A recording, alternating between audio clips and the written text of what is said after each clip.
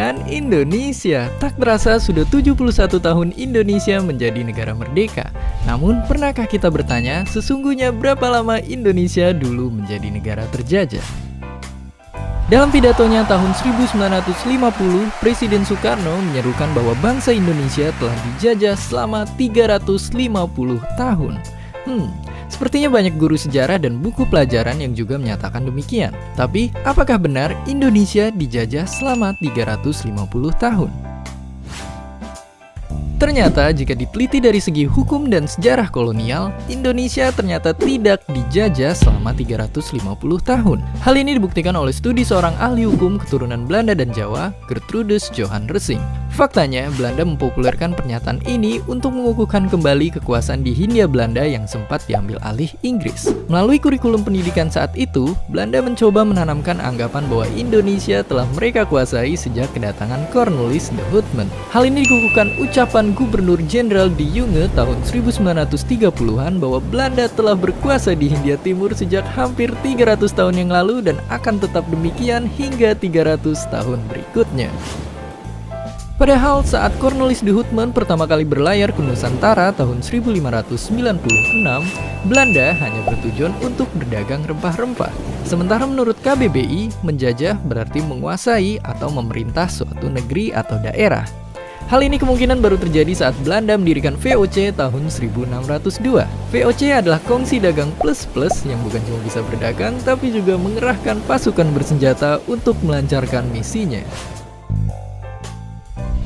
Jadi, jika Belanda mulai menjajah sejak 1602, diinterupsi pendudukan Inggris selama 5 tahun, dilanjutkan kembali oleh Belanda sampai 1942, kemudian diteruskan Jepang hingga 1945, maka faktanya Indonesia hanya dijajah selama 343 tahun. Tapi, tunggu dulu, Indonesia. Nama Indonesia sebetulnya belum terlalu populer hingga Sumpah Pemuda tahun 1928. Indonesia bahkan baru resmi digunakan sebagai nama negara kita tahun 1945. Jadi, sebagai sebuah negara, Indonesia seharusnya belum pernah terjajah sama sekali. Sebelum menjadi negara, rangkaian kepulauan Indonesia yang kita kenal sekarang disebut sebagai Hindia Timur atau Hindia Belanda, minus Timur Leste dan Papua Barat. Nama Hindia Belanda dipilih untuk membedakan dengan Hindia Barat atau India yang dikuasai oleh Inggris. Jauh sebelum masuknya bangsa Eropa ke tanah air, yang ada bahkan hanyalah kerajaan dan kesultanan. Resing menemukan bahwa semua wilayah tersebut tidak langsung berhasil diduduki oleh Belanda. Contohnya, hingga awal abad ke-20, wilayah Siak, Goa, Kutai, dan Sumba masih berstatus setara dengan Belanda, meski kadang terikat perjanjian-perjanjian tertentu. Baru setelah Bali menyerah pada tahun 1904, disusul kekuatan besar seperti Kesultanan Aceh tahun 1912, Indonesia sebagai bangsa akhirnya bisa dibilang terjajah sepenuhnya. Jika benar begitu, kenapa Soekarno masih berpidato bahwa Indonesia dijajah 350 tahun? Sejak pertama kali mendarat, bangsa Barat telah berniat untuk memonopoli perdagangan, bahkan tidak segan untuk menggunakan kekerasan. Sejak saat itu, bangsa Indonesia tidak lagi bisa berdagang kemana saja dan harus hidup dalam rasa takut.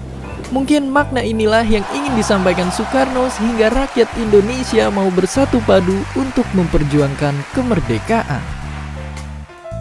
Dan berkat perjuangan para pahlawan yang penuh keringat, darah, dan air mata, sekarang kita bisa menikmati aneka kebebasan seperti kebebasan mengakses informasi seluas-luasnya. Sayangnya, kebebasan tersebut juga membuat kita mudah menemukan banyak informasi yang kurang bermanfaat di luar sana. Maka, agar Indonesia makin cerdas, kok bisa bersama kanal edukasi lainnya seperti Kamu Harus Tahu, Hujan Tanda Tanya, dan Science Bro, turut berjuang melawan miskonsepsi informasi melalui sains dan ilmu pengetahuan. Karena kemerdekaan di era modern tidak lagi diperjuangkan menggunakan senjata, melainkan kecerdasan, pikiran yang terbuka, serta kerja nyata.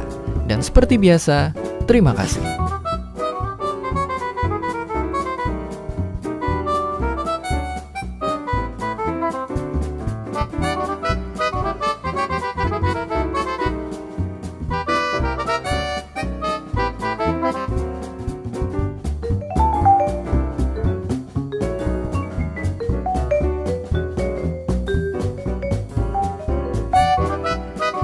Hi there! Thanks for stopping by our video. Don't forget to comment, like, and subscribe.